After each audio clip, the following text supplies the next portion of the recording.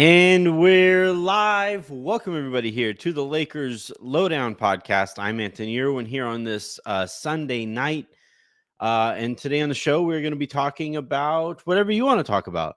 I have some notes on JJ Redick's presser that will, he's going to be formally announced tomorrow, Monday. And then a presser will follow. So I have some thoughts on that. Probably not going to spend too much time on that because I want to get out of the way to let you guys guide this show.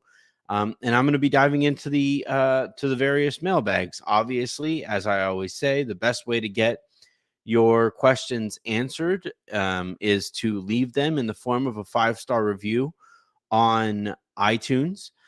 Those reviews really do help the show. So the more of those that we get, the better.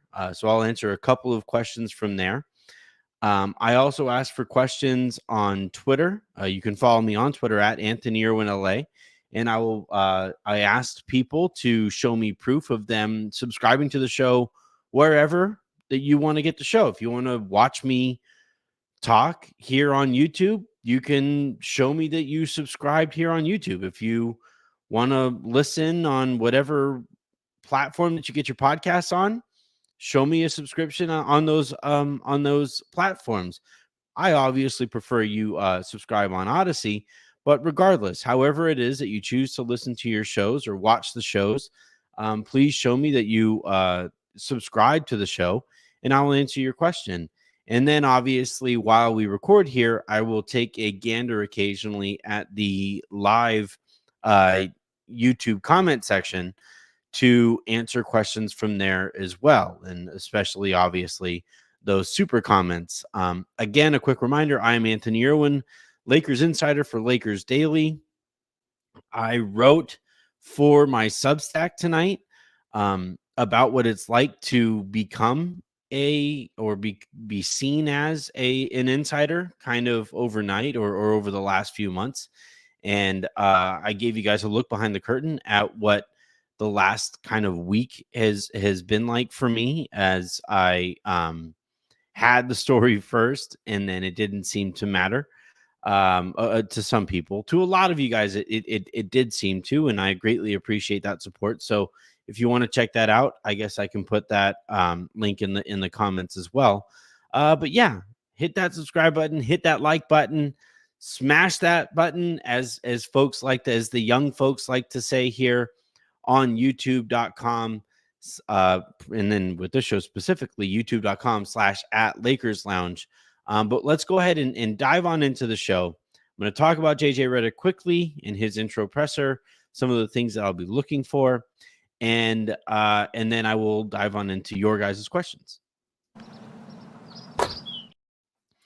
So first and foremost, the Lakers announced to the local media that they will be. They didn't say anything specific about JJ Redick, but they did say that they have a press conference lined up for Monday afternoon. To those of you interested in watching it, it will also be cast over, I believe, Spectrum's YouTube page. So if you guys want to watch live, you guys are it's going to be interesting. It's going to be a really interesting setting. Rob Pelinka has a lot of questions to answer. JJ Redick has a lot of questions to answer. And the organization as a whole is going to be answering those questions, obviously, tomorrow. But over the course of the next, however many years as well, we're going to find out whether this gamble was a worthwhile one. And it is a gamble. Like, don't get me wrong. Hiring JJ Redick with zero experience as a coach in the NBA, when LeBron James is on your team and Anthony Davis on the other side of 30 is also on your team, you need to win now. And you need a coach who is equipped to win now. And, hoping that a rookie head coach figures it out on the fly is one thing. But hoping that a coach with zero experience whatsoever in the NBA as a coach is another altogether. So, those local reporters are going to have those questions. Obviously, I'm out here in Austin, so I will not be in attendance. But I will be watching. I will be taking notes. I'll probably be live tweeting those notes as well. And then I'll kind of jot down a few notes, whether it's for my Substack or for Lakers Daily. We'll figure out where those notes should go, but I'll certainly hop on here at some point tomorrow to recap that presser and to look ahead to the draft is on Thursday. Like, free agency is in less than a week. The guys like LeBron and D'Angelo Russell and Jackson Hayes and Cam excuse me. Where did that come? I haven't had a cough all day.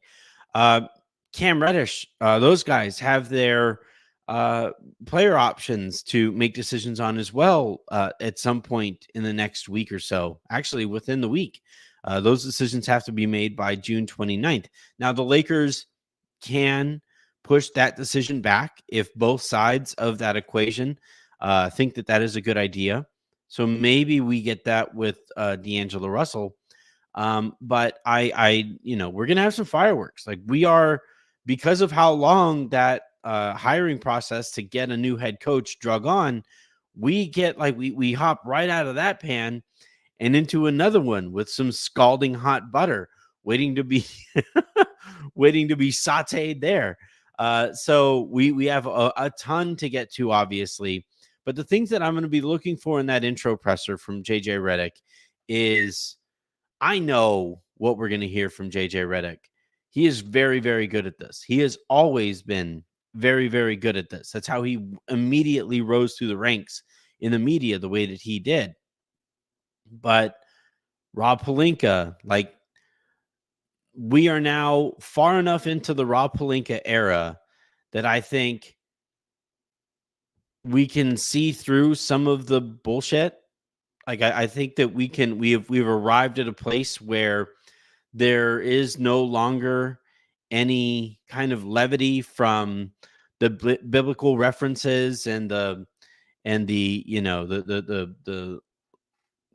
references to literature and all those things, like and frankly the tech bro talk too. Like, we need answers on what took so long here. What happened with Dan Hurley?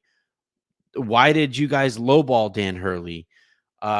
When you fired Darvin Ham, you fired him after making a Western Conference the year before and winning more games in the following year. And you supported the guy all year long. Had you fired him mid-season, maybe the Lakers don't have to be in the play-in, and you get a look at like Phil Handy as an interim head coach. Like, what went into the decision to not fire Darvin Ham and what changed when you decided to fire Darvin Ham. All of these things, should you have not fired Frank Vogel? Like, all of these things are I think worthwhile questions. And those are all just to Rob Pelinka. At some point, you're going to have, JJ Redick is going to have to answer some questions on what his philosophy is. What the hell happened there with Anthony Davis and your all defense teams? Was it just a mistake? If it was just a mistake, where's the attention to detail? Like, all of these things, it's going to be a really interesting presser. And that's how these all have gone. When Frank Vogel was hired as the head coach, Rob Pelinka had to face a lot of tough questions because we just never get to hear from the guy unless it's a moment like this. Kelly Clarkson. And when Darvin Ham was hired, Rob Pelinka again had to answer some tough questions there because of his firing of Frank Vogel and how they handled that, and his handling of Frank Vogel's contract. And for whatever reason, the disbelief in the Lakers organization of a head coach who helped win them a championship. And then now this time again, you're going to have a lot of these questions of Rob Pelinka when this should be kind of a somewhat joyous occasion. They hired a new head coach. Like, it's going to be a really interesting thing. Like, this is a big moment in Lakers history. And once again, the focus, I think, should be on Rob Pelinka and the process that has gone into all of these decisions, or frankly, lack thereof. So how Rob handles that, how JJ, I'm not too worried about JJ. Like, JJ, like, there are really, in terms of actually tough questions, that's going to come in the season. Like those tough questions, the toughest questions that he has to answer are going to be like defending Luka Doncic and defending Nikola Jokic. Like those are the actually tough questions that JJ is actually concerned about here moving forward. But for Rob Pelinka, somebody who does kind of try to schmooze people on the beat, those people I think are have kind of seen through a lot of his stuff to this point, especially with how the Hurley thing played out and how like I'm really curious what the general vibe is going to be in that presser. All right, let's go ahead and I'm going to stop with my own meandering thoughts about JJ Redick's in a press conference that is yet to happen. I will start with the iTunes mailbag, and this question here comes from Viva Exceptionalism.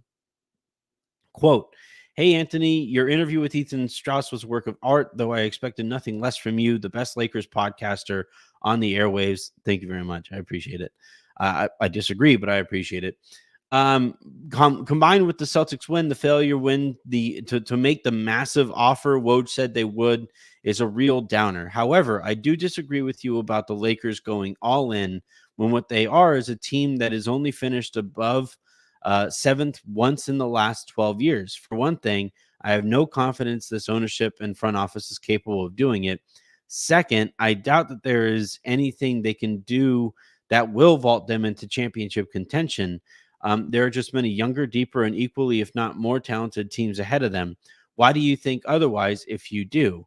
The Lakers need to keep their pick so they can add cost-controlled talent as those teams have done. Speaking of picks, where the Lakers are picking, there is only one player likely to be at 17 who would be truly impactful, Zach Edey. For all the concerns about his mobility on defense, he is a mountain of a man who would clog the paint on defense and command attention on offense, easing the wear and tear on AD and allowing him to roam more freely. No other player likely to be available in that range will impact the game as much. Keep up the outstanding work. Lakers exceptionalism. Well, one, I greatly appreciate the kind words. Actually, I'm going to keep that up because there's a lot of questions in there. So I'm going to start with, I guess, the notion of the Lakers going all in. I have maintained that I don't think they have gone all in at any point in the LeBron James and Anthony Davis era. They won the championship. I think the closest you can say they came to going all in was actually the roster right after they won the championship. When they traded for Dennis Schroeder, and then over the course of that year, like they brought in Marc Gasol. God, I love the Marc Gasol edition. It's such a bummer that he got sick. But I would say that was the closest that they ever got to really going all in. Now, unfortunately, Dennis Schroeder was kind of immature at the time and would not come off of the bench, and the Lakers promised him that starting position. And I thought that kind of threw a monkey wrench in how everything would work out from there.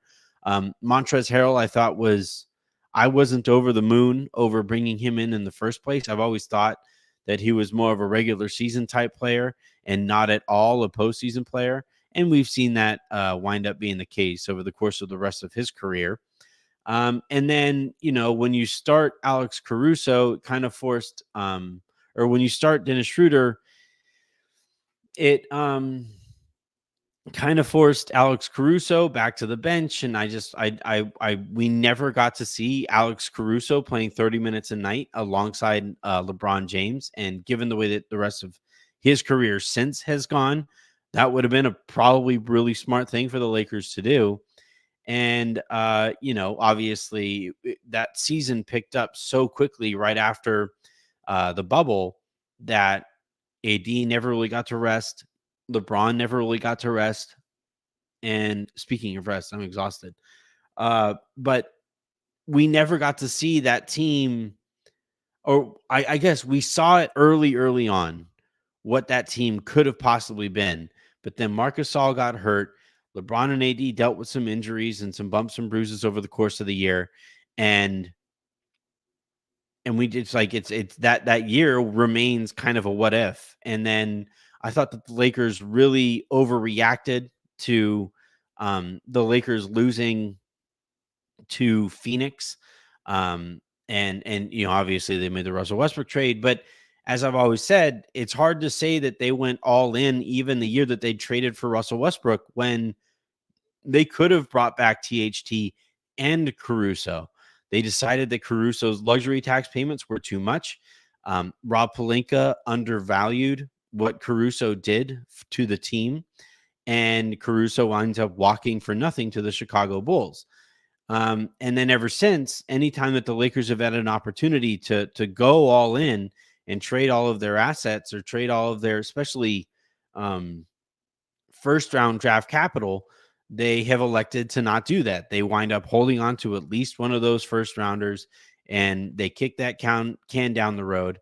And it's just led to this weird kind of straddling of the fence, where LeBron and AD are very clearly still good enough to carry you in the postseason, but they keep on having to carry these teams that have these kind of fatal flaws.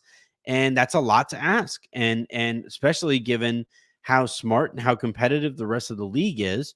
And the Lakers have, fallen short in the postseason since. So I'm really kind of curious here this time around how they balance going all in to compete on LeBron James's timeline with developing a rookie head coach or a rookie coach. Again, Redick has no coaching experience whatsoever.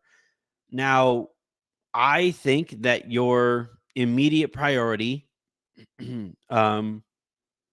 should be, competing right now and doing all that you can to surround LeBron James and AD with commensurate talent, so that they can have one actually viable chance at winning a championship together in these next couple years.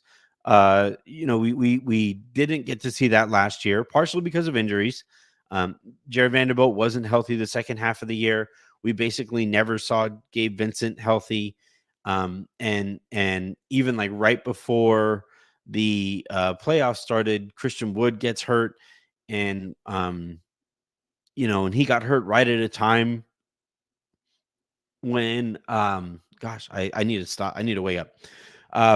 He got hurt right at a time where I thought the Lakers were kind of figuring some things out, and it just really kind of threw everything out of whack. And on top of that, because of how Darvin coached over the course of the year, the Lakers thought that they were more mediocre than they actually were, and chose not to do anything at the deadline to address some very clear holes, I thought, in the Lakers roster. So, yeah, the Lakers have basically maintained this stance that, we really, really, really, gosh darn it, we're trying to give Anthony Davis and LeBron James help. But in reality, like through their actions, they've kind of sort of told us that they don't necessarily believe that LeBron James and Anthony Davis can carry them through 82 games of a regular season and the 16 wins that you need in the postseason. And it's really kind of too bad. But this year, right?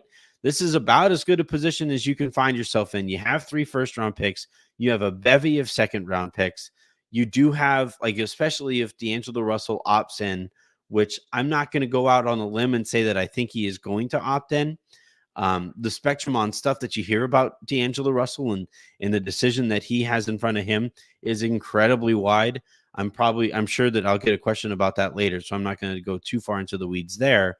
But the Lakers, they have Rui Hachimura. They do have Jared Vanderbilt. They have Jalen Hood-Schifino. They have the number 17 pick in this year's draft. All of those second rounders.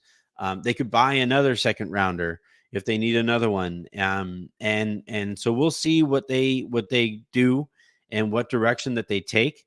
But I personally, to answer some of the kind of later questions in this thing, I would go all in. You can retool and you can take on bad contracts to get draft capital back on the other side of the LeBron James era.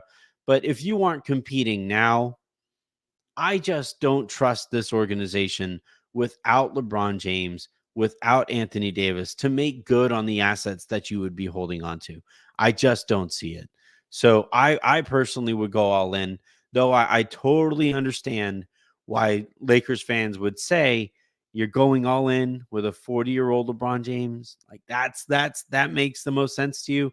I understand the skepticism there. I just trust LeBron James being very good at basketball a hell of a lot more than I trust Rob Pelinka, Jeannie Buss, Linda Rambis, Kurt Rambis to figure it out after LeBron is gone.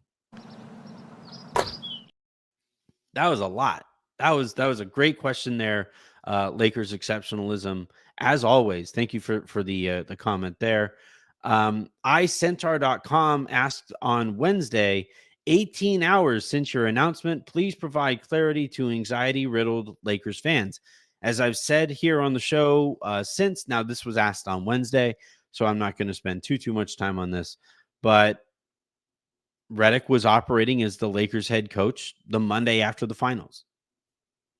When I said that he was the Lakers head coach, he was the Lakers head coach. I wrote about it on Substack. That's what I'll do while I jabber along here. I'll link that post that I threw in there today. But yeah, I would say that look, to have information that does not line up with the story that Woj and Shams is reporting is a very daunting feeling. But I heard on Monday, and I got it confirmed on Monday, that Redick was operating as the head coach then on Monday, and that was the case. So when you ask, or when Centaur.com asks, 18 hours since your announcement, can you please provide clarity to anxiety-riddled Lakers fans? I was trying to tell everybody he is the coach. Like, this is it. That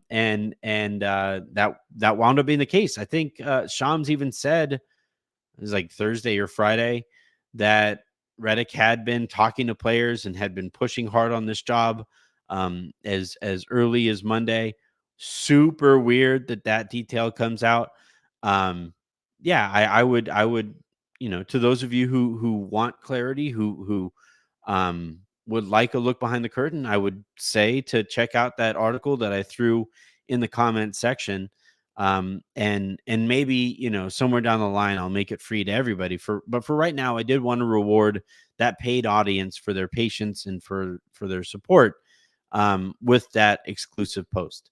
Although I just got a new free and paid subscriber. So shouts to whoever that was. But yeah, Redick had been the Lakers coach over the course of the last week. The timing of the leak and all of that stuff, I don't need to put on my tinfoil hat there. Nobody cares about that. But all that matters is that Redick was operating as the Lakers head coach as early as Monday is what I heard. So, do with that what you will. All right, I am next going to check out the starred comments, which means I do get to play this bad boy. All right, so the first starred comment that I'm seeing here comes from Aman Brar, who writes, "What are the chances we hear the ACs tomorrow?" The ACs. I don't know what the AC, like the air conditioning systems. Oh, the assistant coaches. Okay. I would imagine it'll be asked about, and we'll get a little bit more clarity there. There isn't a ton of optimism that I've sensed on some of those initial names, right? I think James Borrego is going to get announced, whether it's to Detroit or Cleveland tomorrow. That takes him off of the Lakers list. Sam Cassell is moving up a seat or 2 seats, I guess, if you listen to Mark Stein. to be the number 2 coach there in Boston, coming off of the title. That is a better gig than the Lakers can currently offer right now. Jared Dudley is probably going to get a nice little raise to stay there in Dallas, and probably won't leave that situation to go to the Lakers unless he's offered like the number 2 gig. But the Lakers don't want to offer the number 2 gig to anybody but a former head coach. So I think there is a good chance that Terry Stotts happens. I think there's a good chance that Scott Brooks happens. Decent chance that Rajon Rondo happens. I have still heard some interest in Miles Simon, and some potential mutual interest there. He did help with the G League team and all that stuff, and is very good with development. And if the Lakers do choose to develop players, having him there alongside potentially Phil Handy, if Handy decides to go back, those things that I don't know that we'll hear names per se tomorrow, but I don't know. We'll see. We'll probably get some clarity there, at least at like in terms of the timeline that the Lakers are hoping to have their assistant coaching staff in place by. The next question here comes from Justin Tyndall. Over under 3.5 non-JJ/draft questions tomorrow.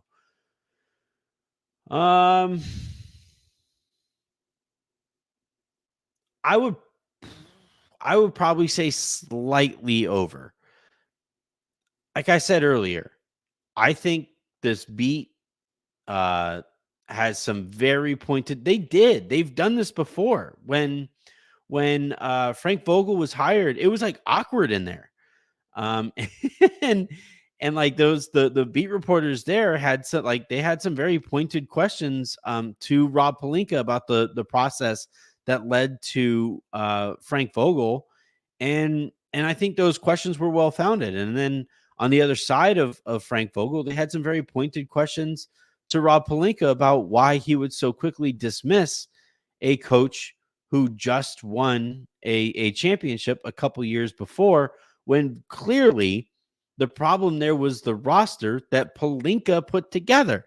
So I think it'll be a very similar situation to that, where the Lakers and Rob Pelinka is going to have to answer some very difficult and pointed questions from a beat core that is just kind of fed up. Like, what is going on here? Where is the organization within this organization? All right. So the next thing I'm going to do, and while I do this, I will keep an eye on some of your questions in the general chat as well. Again, a quick reminder: please do hit that subscribe button on YouTube here. We have like 1,200 people watching right now. So if you guys are watching on Twitter, head on over to youtube.com/@LakersLounge. And if you guys are watching on YouTube, at that link, just like scroll right down there, hit the subscribe button. You get to find out like every time that we're going live. And we have some pretty cool news as far as our live show, especially after games this upcoming season. We have some cool news on that front. Just hit that subscribe button. Let's keep this thing rolling. So the next question I will take a look at here from Twitter is from Cream Puff HS, who writes, let's say LeBron does indeed leave the Lakers this offseason. What are the realistic scenarios in which that happens? As Rich Paul has said, he isn't taking any veteran minimum deals. And how would you hope the Lakers pivot considering their cap restraints? That's a couple very depressing questions. All right. So if LeBron leaves, I think the likeliest scenario of a series of unlikely scenarios is that he signs in Philly, using their cap space there. I guess he could technically opt in and ask for a trade to go somewhere else. And the issue there would be, though, that like trading LeBron James is an incredibly complicated thing. So, and I don't think LeBron wants to be traded. So, I would say that like I'm still told that far and away the likeliest outcome here. Man, I want to be careful because it's LeBron, but I'm still told. Here's how I'll phrase it. The Lakers are very, very confident, according to the sources that I have spoken to, that LeBron James is going to remain a Laker. You can take that for what you will, right? Because the Lakers were very confident in Kawhi Leonard. They were confident with Dan Hurley. They have shown confidence in the past that was misplaced. So maybe, that's some water to throw on my read of that situation. But I would be pretty surprised if LeBron James wasn't a Laker next year and didn't retire a Laker. So you have that. But if he isn't going to be a Laker, you have to consider trading AD.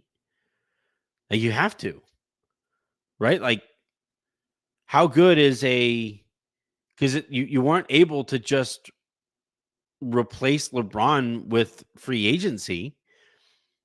You have to consider trading Anthony Davis. You at least have to broach that subject with him to say, like, all right, what's your interest in sticking this out after LeBron? Is there anywhere that you would maybe rather be? All of those good things. Like, I think you at least have to consider trading Anthony Davis. But if not, like, all right, so if you're going to build around Anthony Davis, your path to doing so is incredibly difficult. I don't know. You'd probably be very mediocre next year. So, you would be trading Anthony Davis at kind of a high point, seeing as he is coming off of a very, very healthy and productive season. I don't know. I think I would probably really, and you're going to be employing a rookie head coach, a rookie coach. So you're going to be developing him alongside your young players and your young team anyway. I know it's probably not going to be particularly popular, but I would probably just trade AD too and kickstart this rebuild and see how things go from there. Because I just don't know what type of, like, in the West next year, like in the West, you're not going to have LeBron James in the West next year, where Memphis is going to be better. OKC just got worlds better. Dallas is probably going to be better. The Kings just brought back Malik Monk, and they took a step back last year. Maybe they take a step forward this year. Denver,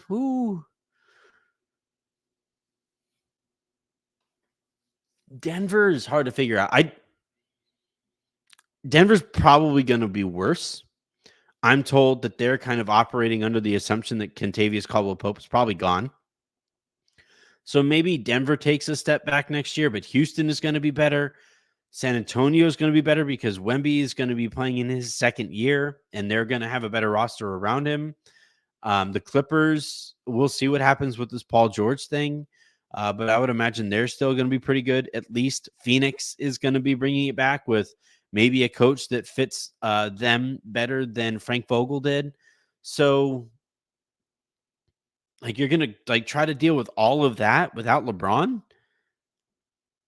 Like, the only team that I would say is still worse than the Lakers without LeBron is probably Portland. That's basically it, right? Like, but no, like, Hoopers makes a good point here. There's no way JJ took the job if he was told LeBron wasn't coming back. I think that's a very good point. I would be, like I said, I would be shocked if, like, LeBron isn't a Laker next year. And the Lakers also would be outright shocked if LeBron isn't a Laker next year. So it's all kind of moot to a certain extent. I'm going to dive back into the starred comments here. And you know what? I'll play it again. Why not? So live comments here that I haven't gotten to. Vinny Jaj. I hope I'm saying that right. Thoughts on if the Lakers can acquire Dejounte Murray? All right, so I've seen this making the rounds again. Explain to me what's different this time around, because the Lakers aren't going to want to trade. They don't want to trade Austin Reeves, and that was the hangup the last time these two teams talked. So if the Lakers aren't going to be giving up Austin Reeves, now they do have more draft capital, um, and maybe they're more willing to. Well, and it depends, because like you still might not be able to trade D'Angelo Russell. Um, like, are you willing to trade Jared Vanderbilt in a package for Dejounte Murray? Are you willing to trade Rui Hachimura in a package for Dejounte Murray? Because like if you don't have Russell's contract to move in the same way that you had that contract to move at the deadline, then that math gets kind of tricky. The other thing too, and our boy Yossi uh, uh, Goslan, I think is how you pronounce his name, but he made a great point in that the Lakers would be really smart if you are going to trade for Dejounte Murray to trade for him before July 1st when that extension kicks in, because once that extension kicks in, you then have to add even more contracts going out to match it. Whereas right now, you're trading for him based off of the current basketball calendar year.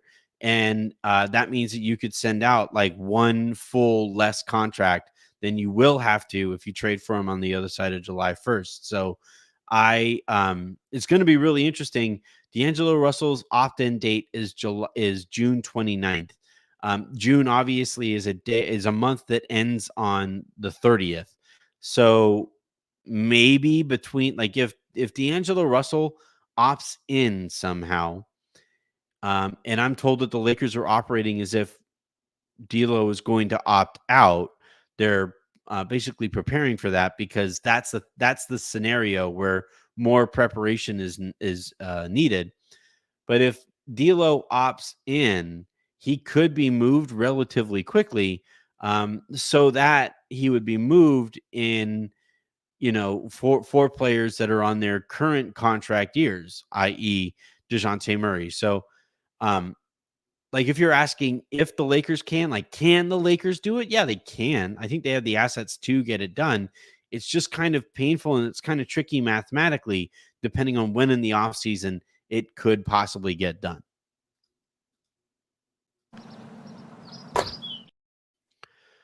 We do have another question here from Justin Tyndall again, who writes, correct me if I'm wrong, but Jeannie has non-outside wealth. I'm guessing there's no outside wealth compared to other owners. A GM that doesn't have an eye for talent. Seems we operate with an eye tied behind our back, like other franchises or compared to other franchises. Yeah, I've said it in the past. Like I think of all of the owners in the sport, Jeannie is probably the least well off, like just individually. Now the the Bus family trust is doing quite well, I'm sure. But in terms of like Jeannie just by herself, she has her pockets are not anywhere near as deep as anybody, even like within her own division, where you have the Kings and Vivek Ranadive, and he's an incredibly wealthy owner. I think he's a billionaire. You have Steve Ballmer, who's the richest person in the league currently. You have Joe Lacob, who's another billionaire, and you have now Matt Ishbia, who's a billionaire in his own right. And Jeannie Buss, I think her most recent net worth sits at about maybe 6 or at most $700 million in terms. Like, she's obviously not poor, like she's doing just fine, but in terms of like her own wealth, it's not cash wealth. It's like I own a house, right? My house is, I'm not going to say how much my house is worth, but when I say that like my net worth is X amount, a lot of that money, all of that money basically is tied up in my house's equity. And that's, without diving into a HELOC or anything like that, like I can't necessarily touch that net wealth and or my overall worth. And that's kind of the situation that Jeannie finds herself in, where she is technically worth whatever her slice of the pie in the bus fund would be. But that paints a picture in which she is considered a lot more wealthy than she actually is in terms of operational cost ability. And that's makes for the Lakers having to make some more difficult decisions than the other owners in their own division and across the rest of the league. That said, if you are like if you are one of the less kind of wealthy owners in the sport, the Lakers need to operate smarter. So, like, the other part of this question is, I think, very well stated in that, um, like, she not only is Jeannie operating at a disadvantage in terms of her financial resources, but on top of that, her like key input, or the key voices in terms of input on some of these decisions, are Rob Pelinka, whose entire experience in this type of setting is the experience that he's had as GM or president of basketball operations with the Lakers. Um, you have Kurt Rambis and you have Tim Harris and you have Linda Rambis and you have Jeannie Buss, and there aren't enough. Like, you have Jesse and Joey Buss, who I think are bright minds on their way up, but there just isn't a whole bunch of there isn't a wealth of experience anywhere at that organization. You could say Bill Burka, and that guy is a wealth of knowledge. And according to the people you talk to, he's still sharp as a tack. But like, I just saw the New York Knicks today just hired. Yeah, according to Mark Stein, the Knicks have hired Casey Smith, longtime athletic trainer for both the Dallas Mavericks and USA Basketball, as their new vice president of sports medicine. I've talked in the past about how, like, the Clippers and other smart organizations employ people to basically walk around the arena during their games and just listen for intel. And they basically scout the arena so that they can get as much intel as they possibly can. I believe they do that throughout the league too. And the Lakers have now, according to Dan Wojcicki, I guess there is going to be more investment into important parts of the franchise, and we'll see what that kind of looks like. But as it stands right now, the Lakers they have the thinnest front office in the sport, where it is Rob Pelinka, who is the president or vice president of basketball operations and general manager. That is, not great, I don't think. And yeah, it's just like it's just, if you are going to be working from that disadvantage with resources, and you are going to, if you have small market pockets, then you better operate like a small market team and find every advantage that you possibly can all throughout your organization. But the Lakers have decided that they don't have to do those kinds of things, and I think it shows up in some very key moments. All right. At Tony Loves Boxing writes, "Happy Sunday. Sorry you're working today." Now that the Lakers have their coach, way to break that news. Who would you like to see them take at 17? And how do you think that pick will contribute to the team this year, or do they trade it?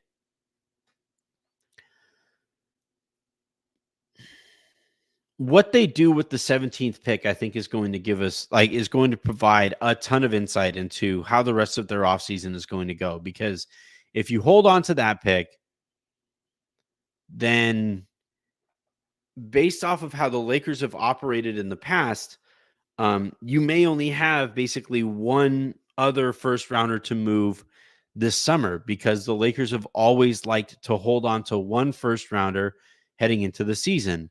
So you went from holding on to all of your assets last year at the deadline to, so that you could have upwards of 3 picks.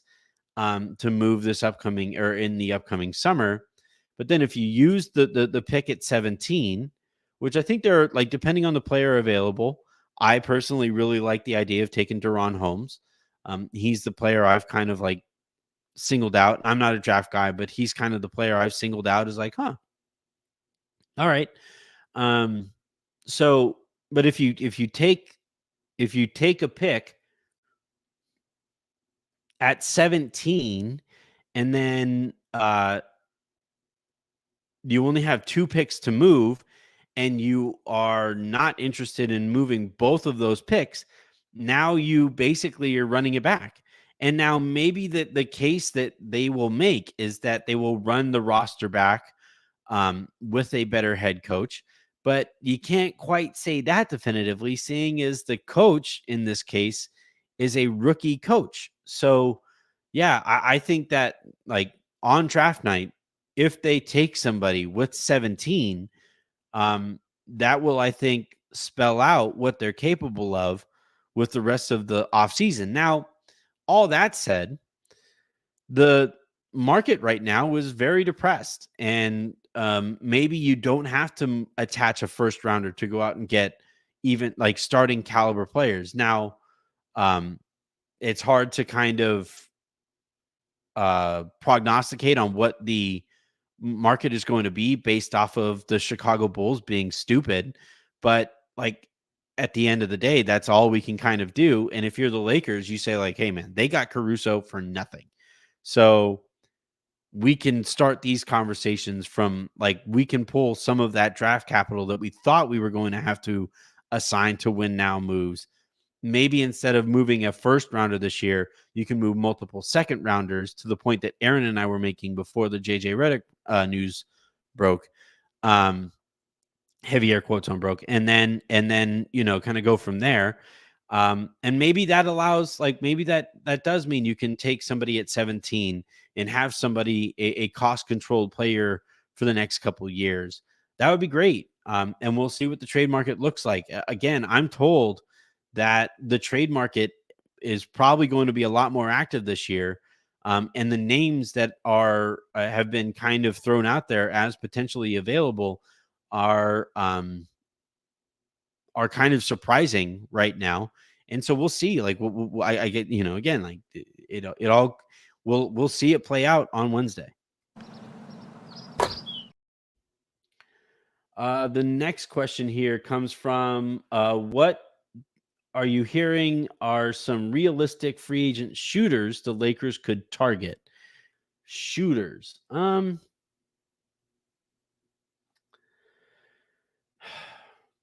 Yeah, I don't know. The shooting, like shooting is tough. It's a tough player like archetype to acquire if you're the Lakers, when every time you acquire somebody to be a shooter, they forget how to shoot. So, like, that's not to say that you're going to ignore that market, but like, I think those players that are kind of one-dimensional shooters, I don't think the Lakers are all that interested in those types of players, because those guys tend to get played out of the playoffs anyway. But no, like I shooting, essentially, I think what the Lakers are looking to do to bring in more shooting is that they want to bring in a two-way player who happens to be able to shoot, but that isn't all they bring to the table. And the name, I know that it's kind of funny that they would go back down this path or whatever, but the name that I have kind of highlighted and underlined is Kyle Kuzma. I'm curious what his trade market is going to look like. I'm curious what the Lakers would be willing to go and, turn Rui or turn Jared Vanderbilt, like what they would be willing to do to turn Jared Vanderbilt into Kyle Kuzma. Or if you're going to do like a 3-team trade in case Washington isn't as willing to bring on a more expensive Rui Hachimura, even under new kind of leadership there. Like what are you willing to do there to bring back Kuz? And he's the name that I just can't quite kind of stop bringing up in my own head.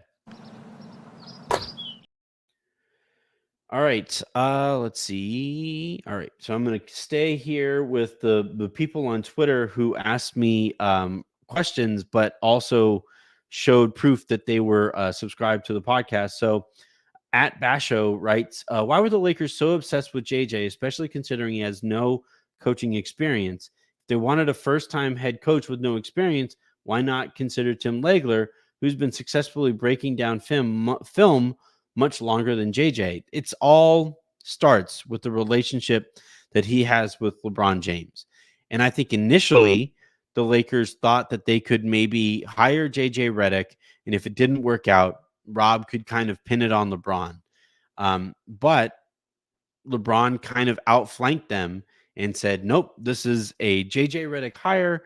And whoever the Lakers bring in, that is going to, or this is a Rob Pelinka hire, and whoever the Lakers bring in to be their next head coach, my hands are clean here. I did not participate in that search.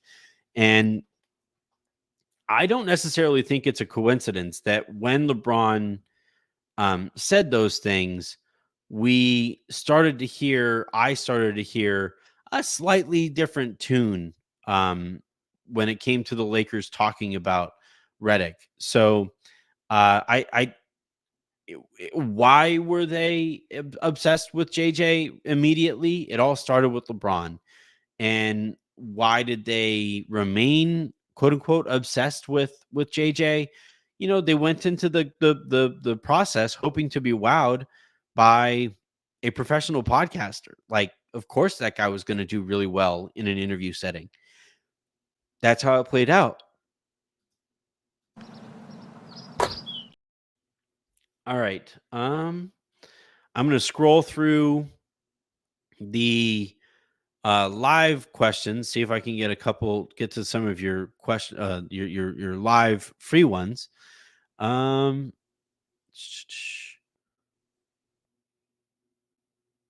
yeah, so a lot of people asking about JJ Redick's questions.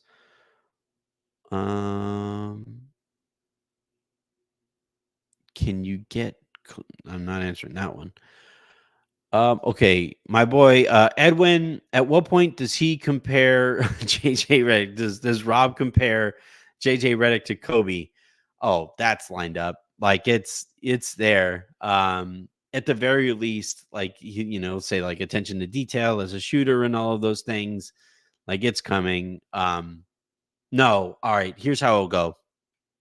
After Kobe retired, and I'm sure Rob Pelinka played a role in kind of the direction that Kobe went in after he retired.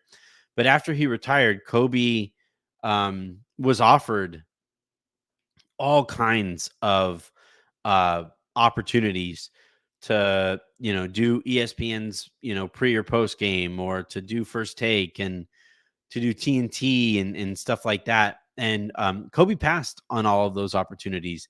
He didn't like what those talking heads were doing to the coverage and the perception of his sport. So instead, he did detail, and he immersed himself into more creative avenues of explaining the sport, of portraying the sport, and won an Oscar, for Dear Basketball, and did some really, really cool stuff that I thought elevated the game of basketball. And my guess is that like Rob will say, like, you look at JJ's podcast, and you look at the way that he sees the sport, and you look at the way that he wants people to talk about his sport, and it just reminds me of Kobe. Like that's how if I had to predict it, if I had to put something on a bingo card, that's how I think that goes. Let's see.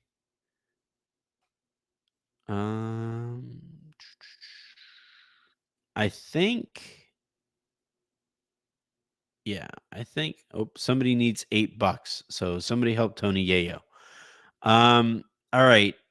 Okay. So Omaris Hall, who is a subscriber, who's a subscriber here to the podcast, on YouTube, a lounge VIP. Yo, Anthony, you think D'Lo opts out? Man, that is the, 18 or whatever $1 million question. It's tough to forecast because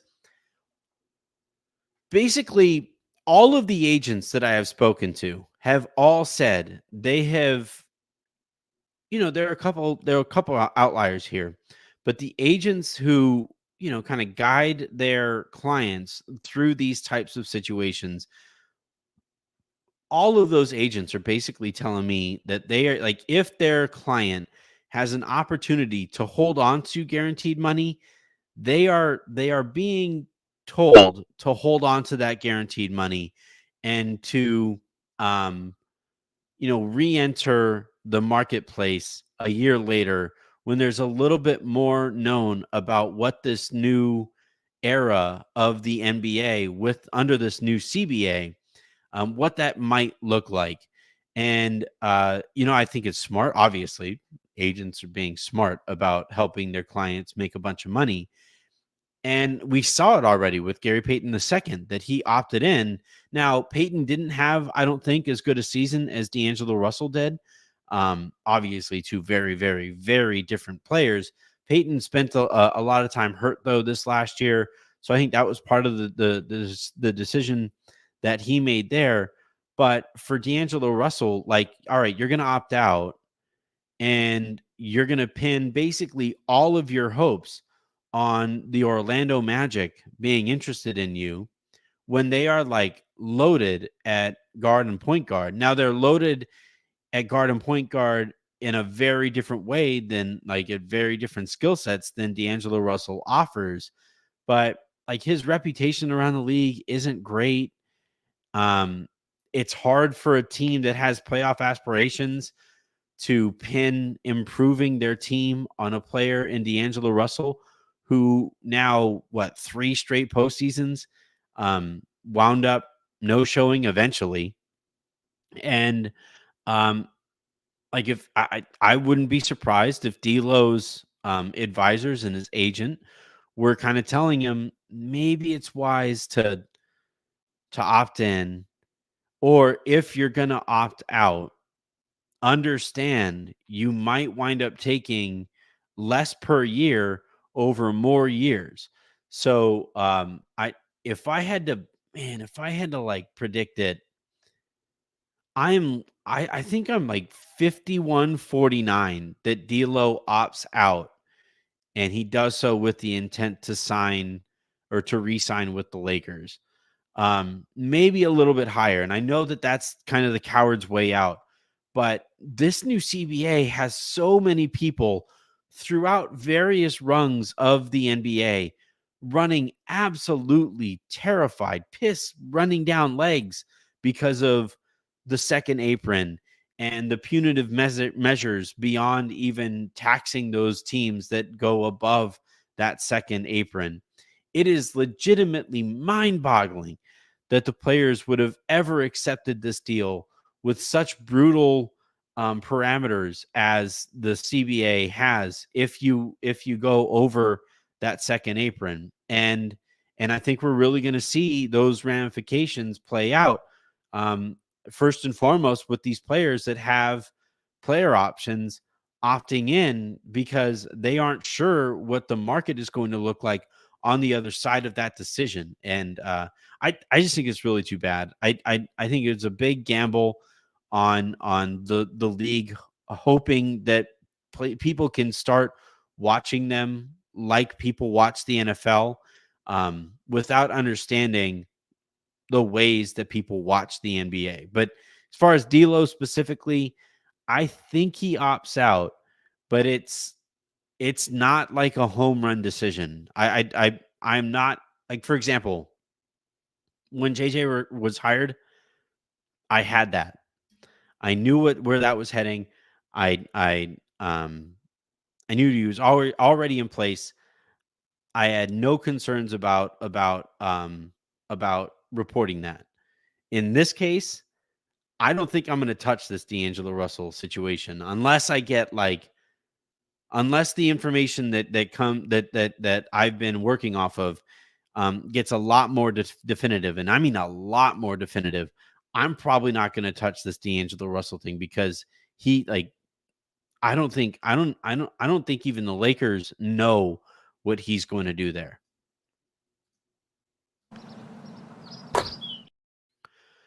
All right, I've been talking for about well, let me just make sure that I got to all of the questions that had screen grabs here. Okay, so at Laker fan forever 87, do you think the Lakers will land Bronny? If so, what do you think of the move? Thanks for the great content, Anthony. Yeah, I think it's a pretty good chance that they wind up drafting Bronny. Whether I don't think it'll be at 17. I think that would be a big waste of that asset. But could I see them buying a pick earlier in the second round and drafting him then? Or certainly if he makes it to them at 55, they definitely take him there. But I think some way somehow Bronny winds up a Laker. But look, if he doesn't, that would make for some hilarious content. um, the thing I keep asking myself is like, if I was LeBron, and I very clearly have an interest in my son's professional future, would I like? Would I tell my son to go to the Lakers? I don't know why somebody would do that. It's just I don't know. I also got this. Yeah. So at Laker Goat 17, would you ever want the NBA to consider conference realignment, i.e., having leagues like the NFL and MLB have, in order to try and balance out the awful East and the overpowering West? I would love for them to do it, but it's kind of moot. I don't think I'll ever like spend too much time on it because I just don't think that it's ever going to happen. Those owners in the East have it too good, and there's no reason for them to mess with that money train. I keep getting questions in the form of starred comments. So all right, fine, we'll keep this train rolling. I'm also gonna play this one again. All right, Justin Tyndall writes, please, JJ, you can have Bron or AD on the court at all times. Unlike Darvin, do that and you can win me over. Yeah, I think that like staggering those guys more effectively will be a real priority. JJ has talked in the past on his various platforms about utilizing more LeBron more off of the ball. That allows you to stagger those guys a little bit more, or keep one or both of them on the court a little bit more. So I'm really curious what JJ's vision there is going to be. But yeah, first and foremost, like we need to see what that assistant coaching staff looks like. We need to see which former head coaches the Lakers are able to convince to go there. I still have like my fingers crossed. Please be able to bring in Stan Van Gundy. That would be great. I'm not optimistic, but that would be a hell of a hire. But yeah, it would be dope. The two things that I'm really kind of interested in with JJ is, can you get AD and LeBron to actually set screens and take advantage of those screens? And I know that AD technically set just about as many screens as anybody else in the league, but he does that thing where he just kind of like sticks his hip out there, makes a little bit of contact, and then kind of runs away. There's a lot of cultural things that I'm looking for from JJ, and those attention to details. And like if LeBron is setting the screen, and he's willing to do that consistently over the course of the game, like what would that look like for the X's and O's, and what would that look like for what he could do going downhill against a defense that is now outmatched and outnumbered? That would be cool. Like I would love to see those things, but we'll see. All right, one more question here, unless I get another super comment, and we'll see. But the Duke of Earl 714. I wonder if you're from my area, my old area. Anthony, what's your thoughts of maybe the Buss family selling minority ownership, maybe the Guggenheim partners? Ooh. This is a cop-out answer. I will come back to this later in the offseason. I promise. This is a very, very, very important topic that I want to be able to spend as much time as I can But what I will say is the Buss family can kind of have their cake and eat it too, where all they need to sell are enough percentage points for Guggenheim to take over. And by selling those percentage points, they don't need to sell everything. But if you sell those percentage points to Guggenheim, you basically get to cash out. You still get to consider yourselves owners of the part owners now of the Lakers. And by the way, they are all part owners of the Lakers. None of them own the Lakers outright. They all own it together anyway. So it's not like it would change the dynamic all that much. From Jeannie's perspective, she gets to rid herself of this headache of either like now, like if things don't go well, she's gonna have to fire Rob, and she would have to really rethink how she does things with Linda and with Kurt and with Tim Harris and the rest of and the rest of her family. And so like she could theoretically cash out, stop dealing with that headache, and take the big pay raise. She still gets to go there to Laker games. She still gets to go and be seen as part owner of the Lakers. She wouldn't be the face of the Lakers in the way that she kind of is now. But what is she the face of right now with the way that she's running things, right? Like it's a very, I think, fair question that if I were close to her, I would be asking her. I'm not going to get into what I've heard on the matter. Not quite yet, because I want to hammer that out a lot more. But in terms of like what I would be hoping for, oh, you're goddamn right. I want Guggenheim to take over. Like you seen what they did with the Dodgers? The Dodgers operate the way that I would like. It's like a fever dream for how the Lakers I wish would operate. God, that'd be incredible. Now, would they maybe be able to operate that same way if they are invested in both? Like, would their attentions be split a little too much? Maybe. I doubt it. But maybe. But like in terms of what I would prefer, I have no problem with Jeannie holding on to a few percentage points of the Lakers, even for sentimental values. Like, no problem with it whatsoever. And let's say they sell, like, I think right now they own like either 40. We'll say for simplicity's sake, they own 60% of the Lakers, and Guggenheim is closest to them at, like, again, we'll say for simplicity's sake, 20%.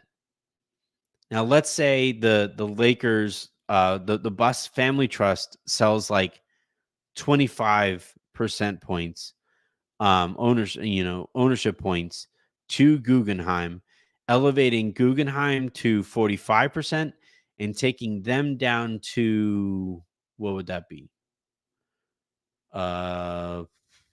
60 minus 25 is what? 35? Yeah. And so you're slightly below Guggenheim.